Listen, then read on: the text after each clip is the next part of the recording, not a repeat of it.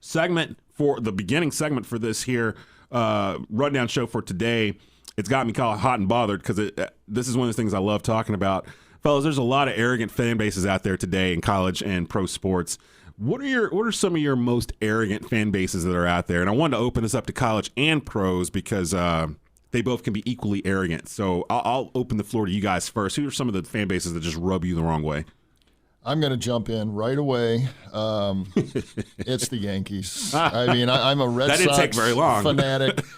You know, the they're all good people. Don't get me wrong. You know, I'm good from people New on York. both sides, Johnny. I'm from New York, sides. so I like New Yorkers. But, you know, I bring up the Red Sox, and here we are 69-30. Okay, we don't lose, okay? And I'll bring it up at Starbucks or, you know, maybe over a beer.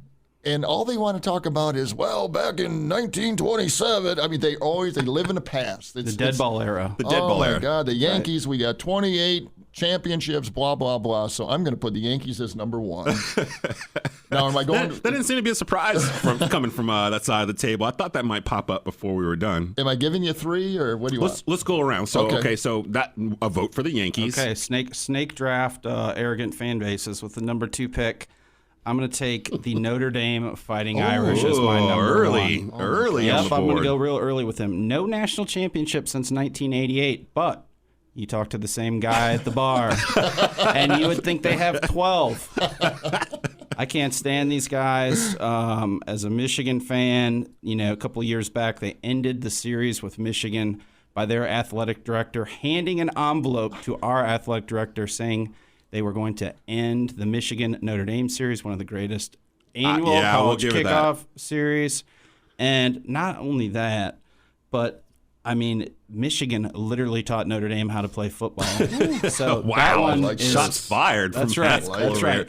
So that is number one in my craw. I would like to think you guys know me by now. Not just the guy sitting in here, but the triad at this point. You know where I'm going. Before I even say it, 336-777-1600 is the number to call if you want to chime in. What is the fan base, not the team, the fan base that you hate the most right now in professional or college sports? I'm going to go with the Duke Blue Devils. Oh, surprise. I know, it's such a shock.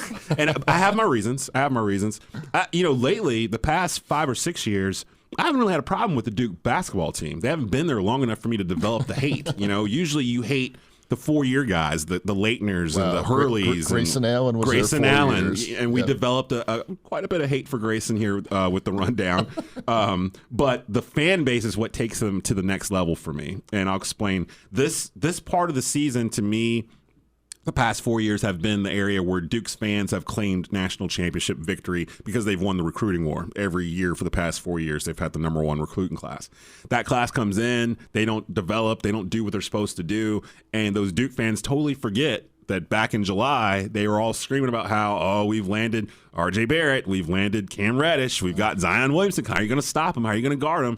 And as a Carolina fan, I just tell them, well, we'll guard him with experience, we'll guard him with height, we'll guard him with waves of people coming off our bench, guys that are 3 or 4 year guys. And these Duke fans have taken this to a whole new level where K is like some sort of God type figure and no one is able to compete with them. But then you can mention VCU or Mercer. Oh, yeah, and Lehigh. Then they get I've got a lot in my bag. They get all wound up after that. CJ McCollum, who's that? Yeah, they get really upset about that. I'm just really sad that not 80% of the school's fan base that lives in New Jersey won't be able to hear us over the airwaves today. All right, let's go around one more time. Back to Johnny O on this. A lot of arrogant fan bases out there in college and professional sports. Give me another arrogant fan base that just rubs you the wrong way. Well, Dookies was my number two. Of course. But I got to go. Which one did you want me to go with? I forget. Cowboys, baby. Okay. Because I had Cowboys / goodness. Bama. Okay, but I'm going to go Cowboys, and I'm just going to say, I mean, they have not done anything in 25 or 28 years or whatever it is. Jerry Jones is a mess, and all people talk about are the Cowboys. And now that's the media's fault. And then the fans jump all over that, and a Cowboy fan like our man Rodney Funderburk. I know, and he's not here today to defend wears himself. His jersey and hat and all that crap. I'm going to say that, and my buddy Steve Tudor out there, a Cowboy fan. No, I've had enough of them. And and when they say America's team, does that go right through you guys or what? I don't believe that's even true anymore. America's but team. They still say it. Yeah, they do. Say it. So yeah, and Cowboys everywhere. are on my list. They're holding on to history. I'm with you. I'm a recovering Dallas Cowboys fan, so I can agree with you that once upon a time I'd like to believe that I was a more obnoxious person. Wow. Yeah, I used to be a Cowboys fan before we had the Panthers. I was a Cowboys fan. I was a fan of the triplets. Michael Irvin, you couldn't tell me nothing about Emmitt Smith, Troy Aikman. I love that team. When they got Dion, that was my squad. And then 95, we finally got the Panthers, and I've never looked back. And I didn't realize how that fan base can be so grating on actually, you know what? The whole NFC East. Can we put the whole NFC East in there? Because I'm thinking I'm gonna piss off a lot of people. Is there Redskins? Don't steal my number 2. It's coming. Okay, well, we'll back off of that then. So for me, I'm going to stay in college. No, actually, you know what? I'm going to stay in the NFL.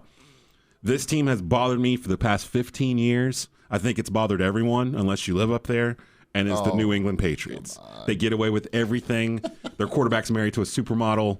Their coach literally is revered as this like saint. Well, not a saint, but like a bad thing. And I'm not he even has a to New be England dead. fan. But once he's gone, I do think he might achieve state status. Possibly up in But Boston. back to the quarterback married to a supermodel. Is that a bad thing? I'm just hating. I'm just a hater. I'm just hating on that part there. And Tom Brady, he ruined my Panthers winning a Super Bowl 38. Although we had a lot to do with that, and he just seems to. Do you realize that this man has been in the Super Bowl half of his NFL career? Like he's played, I forgot how many years, but half of those years he's been in a Super Bowl. That is ridiculous. I think we should applaud it. No, I can't do that. 336-777-1600 is the number to call if you want to chime in on this debate. Arrogant fan bases out there in college and professional sports.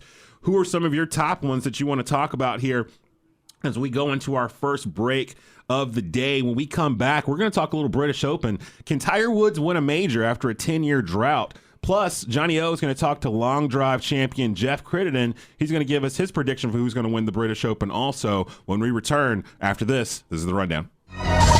You're listening to The Rundown with Desmond Johnson, powered by SportsCarolinaMonthly.com. Real quick, we're going to swing back around to our most arrogant fan bases debate from earlier on. 336-777-1600 is the number to dial in if you want to chime in with one of your most arrogant fan bases out there. We're going to swing it back around to Haskell, who had another fan base he wanted to put on blast. That's right. Go ahead. Right. This is my it could be the number one arrogant trending up fan base right now, but the Eagles. I know a lot of folks. Yes, thank you. I know a lot of folks have hated the Eagles before they won a Super Bowl. However, I've got on here their resume, if you will: booing Santa Claus, applauding emotionless Michael Irvin in midfield. I remember that. And then any city where you have to grease the poles for a celebration victory, act like you've been there before. I mean, what were they? Unbelievable. And then they did it for Villanova, too. Yeah, they did. Did you see some of the video after the Eagles won the Super Bowl, the fans out in the streets, where the one guy that was eating like horse feces and all this other stuff? They did. That guy's jumping off of structures. And it's ridiculous. And now I have to deal with these folks on social media. The problem is, if I come across them on social media and like, Eagles were the best, blah, blah, blah, there's only like 4 of them that are on social media doing the work for all the rest of the fan base. And I think that's what makes it annoying. I'm hearing from the same 2 guys, 3 guys over and over again. It's July. We're all 0-0 right now. That's right. I got to admit, when Syracuse won their national championship in 2003, I knew I'd get that in. Here we go. You know, the first thing I was thinking about was not eating horse crap or whatever, and climbing a pole or burning my car. I just don't understand that. Let's destroy the city. We just won the Super Bowl. Let's destroy the city of Philadelphia. No, they're higher on my list as well. So Eagles. I was going to say Redskins, and I mentioned it earlier, primarily because of the history of the Redskin fans here in relation to my Panthers. So in 95, when we got the Panthers, before that, the 1 o'clock slot was basically the Washington Redskins slot here in the area. This was Redskin territory. And if you talk to anybody over the age of 50, 55, they're still Redskin fans. Like they refuse to accept that the Panthers even exist. So anytime the Panthers are playing at 1, The Redskin fans get all mad and irritated because they got to go get DirecTV to watch their team play and all this other junk. And I've heard it for 20-plus years now. They love the Panther bye weeks because they know the Redskins will play at 1 o'clock that week. Yep. And the Redskins, what have they done since, 91? Was that the last time they won the Super Bowl? They've had a lot of bad free agent pickups is what they've done. They've spent a lot of money on older players that didn't pan out. And like we were talking off the air before the show, it's ownership too. I swear it starts at the top. What's his name? Dan Schneider. Dan Schneider. And Schneider. We're talking Schneider. about what's his face over at the Cowboys, Jerry Jones. Yeah. I mean, it starts at the top. These teams are going down because I think it's all about the ownership. And at New York Knicks, we were talking about Dolan. No one wants to go play for that owner. I feel sorry for their fan base. Actually, I remember they used to be really arrogant back in the 90s or whatnot, even though they hadn't really won anything. But lately, whenever I come across a Knicks fan, they seem kind of resigned to the fact that they're in the middle of waiting on whatever to happen. But they've got some Mitchell Robinson looks really good. Kevin Knox looks really good. And we talked about drafting him for Charlotte, and we might have made a mistake. Hey, how about Michael Porter going in for his second back surgery? What? No, I didn't know about that. When did this come out? 2 days ago. Oh, so Denver, how did Denver miss that? And maybe that's why everybody was staying away from him. Everybody was staying away from him. Well, we have to apologize here at the Rundown because we were pushing Michael Porter Jr. for months. We're like, you have to take the risk. You have to take him. We haven't even got to the season yet, and he's already having another back surgery. Actually, I think it hit the news yesterday. I couldn't believe when I saw that. I went, wow. Did they give any indication for how long he might be out or anything? It's going to be a while, I guess. Ugh, my gosh.